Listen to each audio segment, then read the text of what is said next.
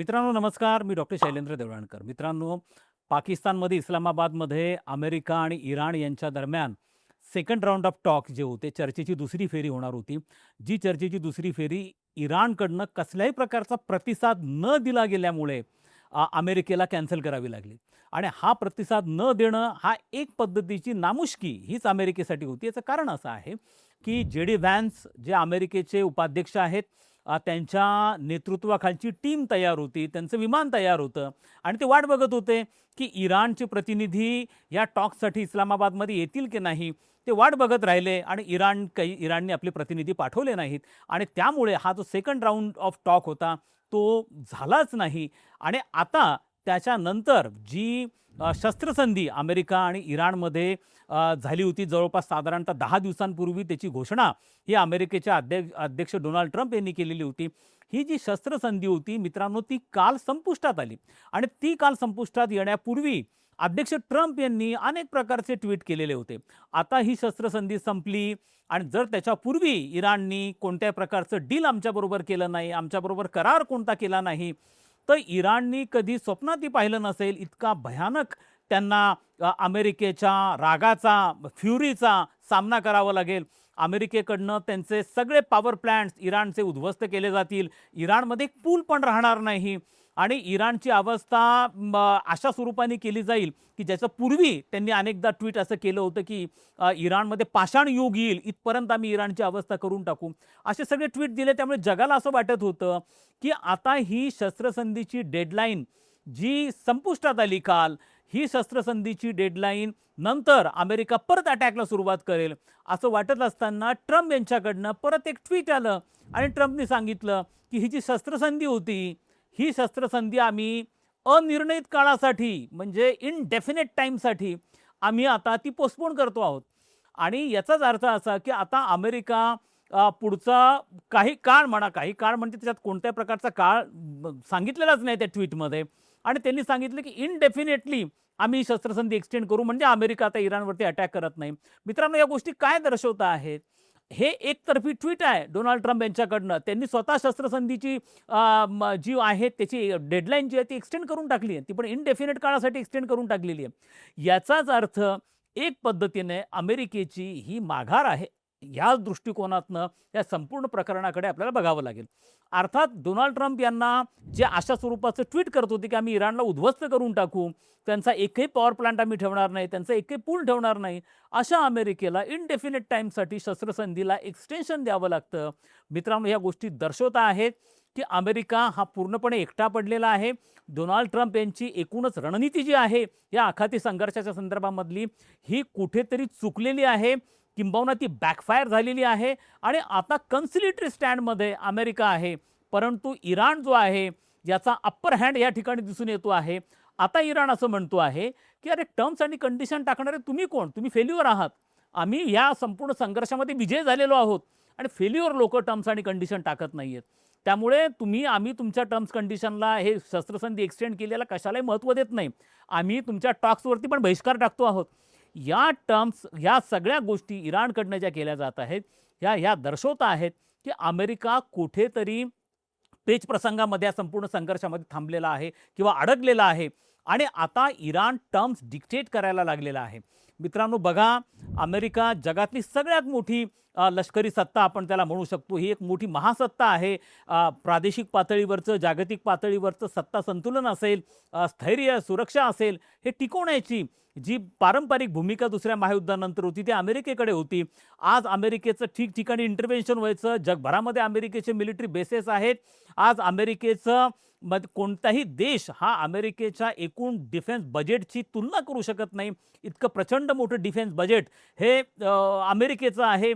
सगळ्यात मोठं नौदल त्यांच्याकडे आहे. सगळ्यात जास्त न्यूक्लिअर वेपन्स त्यांच्याकडे आहेत आणि त्यांच्या आणि इराणच्या लष्करी सामर्थ्याची कुठेही तुलना होऊ शकत नाही आहे. हे पूर्णपणे ॲसिमेट्रिक अशा स्वरूपाचा पार्ट आहे.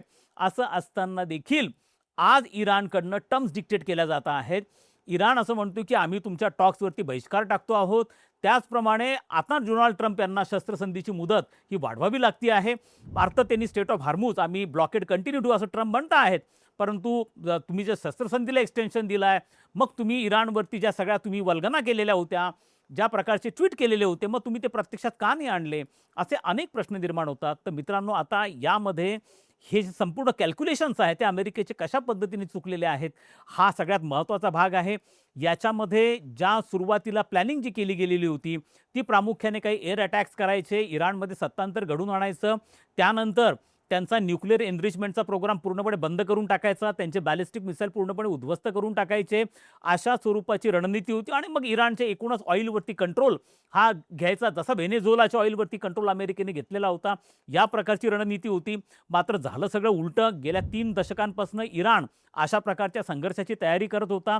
त्यांची चेन ऑफ कमांड ही पूर्णपणे ठरलेली होती. त्यामुळे त्यांचे सर्वोच्च धार्मिक नेते आयातुल्ला खामेनी हे मारले गेले. त्यांचा मुलगा देखील आता येत नाही, ज्याच्याकडे नंतर सत्तासूत्र सर्वोच्च धार्मिक नेत्याची आली, मुस्तफा खामेनी यांचं जरी दिसत नसले तरी ज्या पद्धतीने त्यांचे रिव्होल्युशनरी गार्ड्स हा संपूर्ण संघर्ष पुढे घेऊन जात आहेत, आणि त्यामधनं असं दिसून येतं आहे की इराण प्रतिदिवशी त्यांच्याकडनं ज्या पद्धतीच्या घोषणा होत आहेत की अजून तर आम्ही आमचे सुपरसोनिक बॅलिस्टिक मिसाईल बाहेरच काढलेले नाही आहेत, आणि जर अमेरिकेने आमच्या पॉवर प्लांट्सला धक्का लावायचा प्रयत्न केला तर आम्ही संपूर्ण आखातामधली एक रिफायनरी सोडणार नाही. अमेरिकेच्या सगळ्या मित्र देशांच्या ऑइल रिफायनरी ज्या आहेत त्या आम्ही उद्ध्वस्त करून टाकू.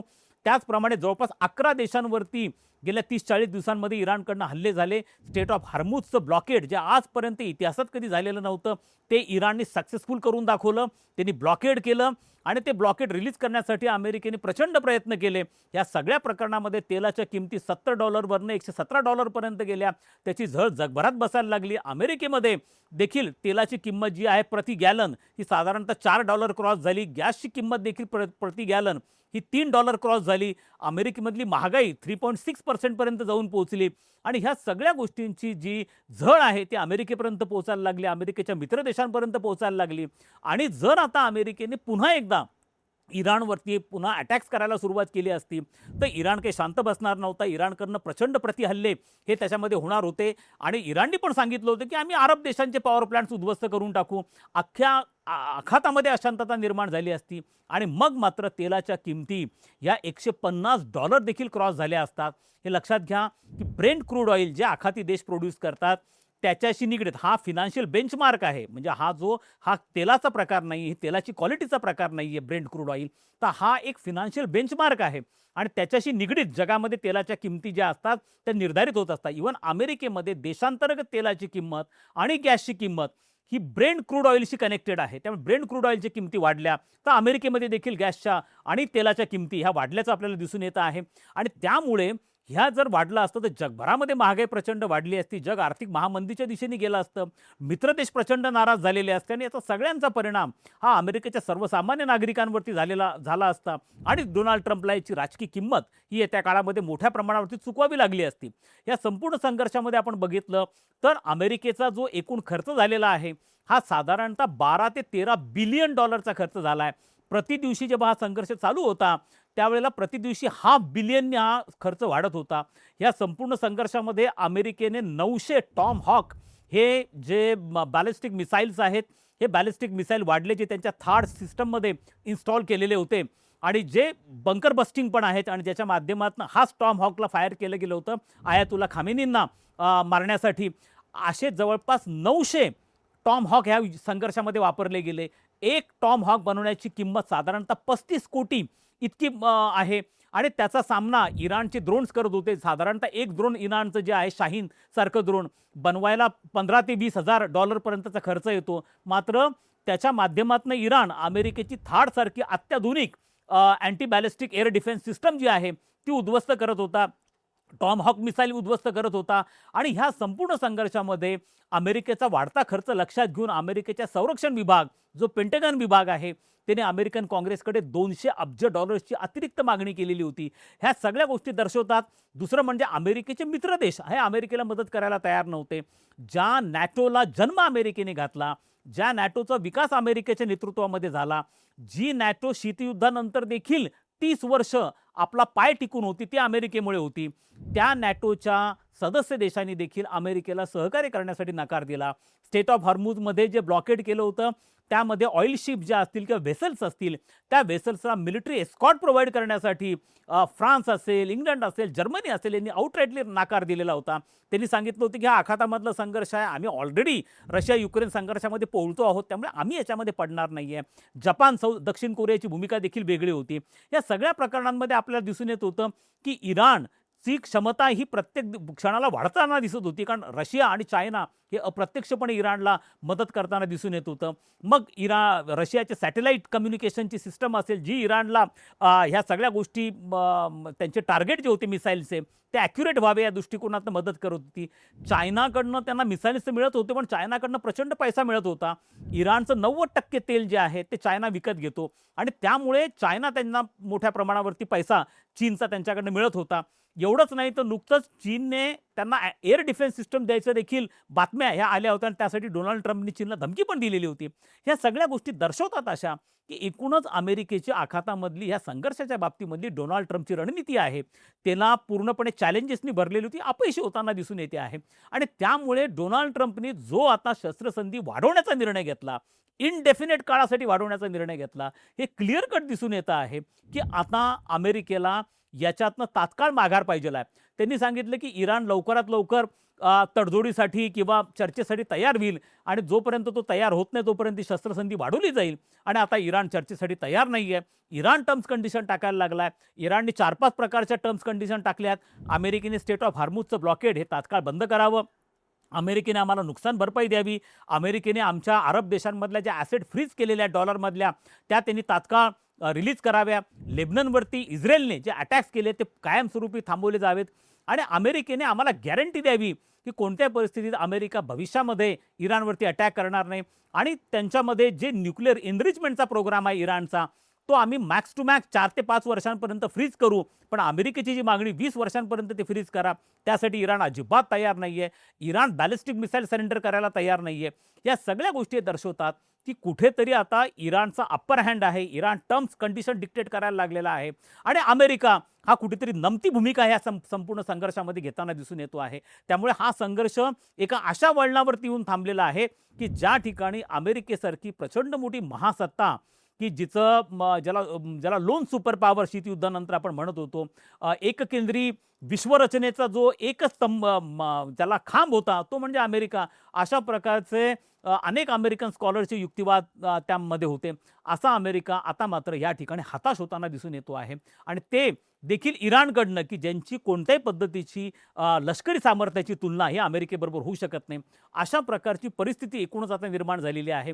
एक मात्र रिलीफ आहे, तो रिलीफ असा आहे की आता शस्त्रसंधी झाल्यामुळे तेलाच्या जी वाहतूक होती स्टेट ऑफ हॉर्मुझमधली त्या संदर्भामध्ये काही सकारात्मक बाबी घडतील असं वाटत होतं, पण अमेरिकेकडनं ब्लॉकेड जो आहे तो अजूनही कंटिन्यू आहे. त्यामुळे स्टेट ऑफ हॉर्मुझचा प्रश्न हा सुटलेला नाही आहे. मात्र रशियाकडनं तेल घेण्याची जी मुभा आहे ती वाढवलेली आहे.